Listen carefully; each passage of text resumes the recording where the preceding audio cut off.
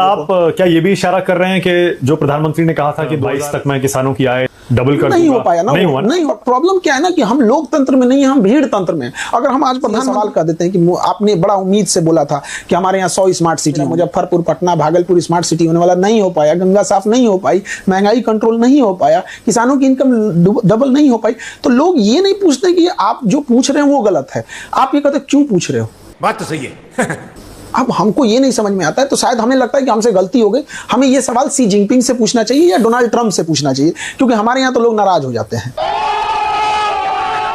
या तो फिर हमको मनमोहन सिंह से पूछना चाहिए, नेहरू से तो पूछेंगे नहीं। तो हम कहाँ जा रहे हैं। लोकतंत्र की असली चीजें तो यही होती है। यदि हम आपको नीचा दिखाने की कोशिश करें, यदि हम आपको मतलब राजनीतिक रूप से प्रेरित होकर बात बोले या बदतमीजी वाली भाषा बोले, जरूर सवाल कीजिए। हम यही कह रहे हैं कि आज 5 रुपया जो 1 रुपया किलो चावल दे रहे हैं, 2 रुपया किलो गेहूं चावल जो दे रहे हैं, 5 किलो भात, उसको पकाने के लिए 1100 रुपये वाला सिलेंडर लग रहा है। जो लोग बीजेपी के समर्थक हैं वो खासतौर से उन लोगों से आपत्ति जताते हैं जो सिर्फ और सिर्फ आलोचना करते हैं प्रधानमंत्री की या बीजेपी सरकार की। तो क्या आप कुछ बातों पर प्रधानमंत्री को अच्छा भी मानते हैं, बीजेपी सरकार को अच्छा भी मानते हैं? उनकी 70% चीजें ठीक है, बट 30% जो मूलभूत समस्या है, एजुकेशन पे कुछ नहीं किया उन लोगों ने।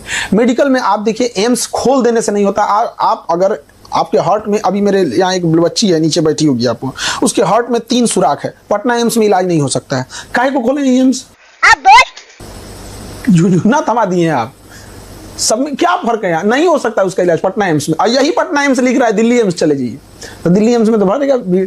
तो एम्स जो स्थापित किया गया, आप उसकी स्थिति देखिए। तो कौन कौन से मुद्दों पर आपको लगता है कि काम नहीं हुआ? एजुकेशन से 30% जो आपने कहा ना, कौन कौन से? एजुकेशन हो गया, और बताता हूँ। एजुकेशन पे कोई काम नहीं हुआ, महंगाई रिलेटेड चीजें नहीं हुई। मेडिकल इंडस्ट्री में आप देखिए, आज भी हमारे पास विदेशों से MRI machine, CT scan machine, ये सारी मशीनें विदेश से आती हैं, हमारे यहाँ बनता नहीं है। एटलीस्ट निर्मला सीतारमण से कहिए कि कम से कम उस पर टैक्स मत ले। अब एक बात बताइए, कोई MRI मशीन वीडियो गेम खेलने के लिए लाएगा? जो बड़ी बीमारी है उसकी जांच करने के लिए लाएगा, उस पर क्या जरूरत है टैक्स लेने की? आप कहते हैं एक और बेटी पढ़ाओ और बेटी बचाओ, अब बेटी के ऊपर एजुकेशन पे 18% GST ले रखे हैं। वो आप सिनेमा देखने जाइए, 18% GST। अब मेरे यहाँ पढ़ने आइए, 18% GST। मतलब हमारे वित्त मंत्रालय के अधिकारियों और वित्त मंत्री की नजर में सिनेमा देखना और पढ़ना बात बराबर ही है। तुम्हें शर्म है कुछ? Entertainment and education same tax, ये तो गलत चीजें हैं ना। यहाँ पे हम किसको बोले? जिनपिंग को। लेकिन अभी बहुत सारे लोग ये कहते हैं कि आप राजनीति में आने की भूमिका बना रहे हैं। नहीं, क्यों? हमको पॉलिटिक्स में आना चाहते हैं। हम स्पष्ट बोल रहे हैं, हम नहीं जा रहे हैं। अब हम किस तरह से बोले? हनुमान जी थोड़े जो सीधा चीर के राम दिखा देंगे यहाँ पर। सवाल को यही तो हम कह रहे हैं, भीड़ तंत्र हो जाए। आप अगर अपनी समस्या कहिए तो लोग कहते हैं कि आप ये आना चाहते हैं। इसके या तो आप राजनीति में आने में कोई दिक्कत नहीं है, सबको आना चाहिए। क्या आपके अंदर कभी भी 1-2%, 10% आवाज नहीं आती कि नहीं जाइए किस दिन? हमारा काम एजुकेशन है और हम अभी पढ़ा रहे हैं, बट हमको एग्रीकल्चर वालों के लिए वर्क करना है यहाँ पे। हमको इससे ही फुर्सत नहीं मिलती। बदलाव जो आप लाते हैं वो तो राजनीति में आके ही ला सकते हैं। ऐसा कुछ नहीं है, बदलाव ला सकते हैं। आज भी हम कोई राजनीति में नहीं है, लेकिन एजुकेशन में आज भी बदलाव ला दिए। आज किसी बच्चे को पढ़ना रहेगा, वो अपने एजुकेशन मिनिस्टर को नहीं खोजेगा, खान सर को खोजेगा। जलवा है हमारा। खान सर, लेकिन किसानों की आपने बात की, आप ये तो मानेंगे कि प्रधानमंत्री की जो योजना चल रही है, किसान सम्मान निधि योजना, उससे फर्क पड़ा है 6,000 रुपए जो मिलते हैं साल के, या नहीं? अब मेरा पैर तोड़ के आप हमें बैसाखी दे दीजिए और कहिए कि आप बहुत अच्छे हैं। आप सोचिए, किसान सम्मान निधि महीने का कितना मिलता है? 500 रुपये महीने का। 500 रुपये मजदूर की दिहाड़ी होती है, एक दिन की 500 रुपये, महीने का 500 रुपये मिल रहा है। आप कल्पना करके देखिए,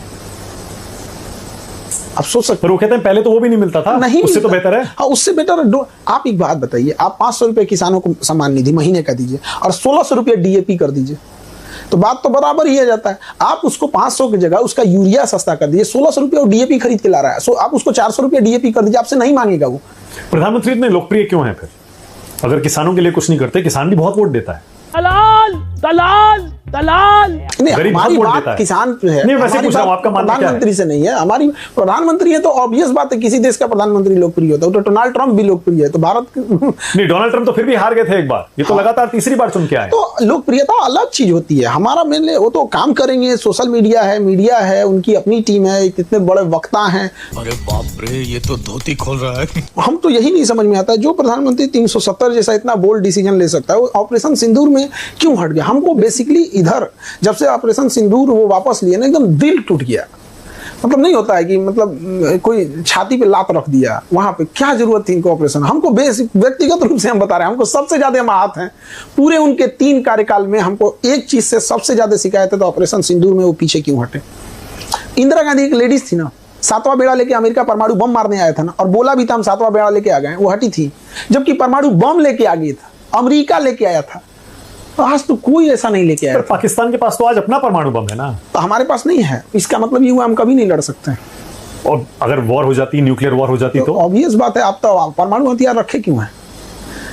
स्वाभिमान से साथ जिंदगी जीना है, स्वाभिमान खत्म होना, ऐसी जिंदगी को जूती पे रखते हैं लोग। क्या बात है सर, क्या बात है सर। नहीं चाहिए ऐसी जिंदगी, स्वाभिमान से समझौता नहीं। हमारे जिन बहनों के सुहाग को उनके सामने गोली मारा गया, क्या उसका कोई मोल नहीं है? जिसको ये कहकर गोली मार दिया गया कि तुम हिंदू हो कि मुसलमान हो, क्या उसकी कोई मोल नहीं है? या हिंदू होना पाप हो गया है? उसको मारा रहता, अगर कोई अपराध किया रहे, कोई व्यक्ति कोई गुनाह किया रहे, तो आप गोली चलाइए। वो इंसान घूमने गया है, कोई छुट्टियां मनाने गया है, उसको मार देने के बाद क्या आपका कलेजा या पूरे देश के लोगों को खून नहीं खोलता है? पर कम से कम आप ये तो मानेंगे 2016 के बाद से सर्जिकल स्ट्राइक, एयर स्ट्राइक, फिर ऑपरेशन सिंदूर, कम से कम घर में घुस के तो मारना हमने शुरू किया। झूठ बोलो, बार बार झूठ बोलो, जो भी बोल सकते हैं सब झूठ बोलो।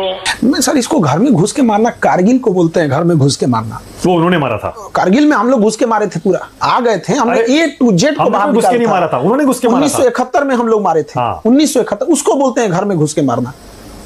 1971 में नक्शा बदलना चाहिए, धरातल पे चेंजिंग आनी चाहिए, बहुत चेंजिंग आनी चाहिए। ऐसे तो 4 मिसाइल मार देंगे हम, हो जाएगा, ऐसे थोड़ी होता है। आपको लगता है पाकिस्तान का इलाज यही है?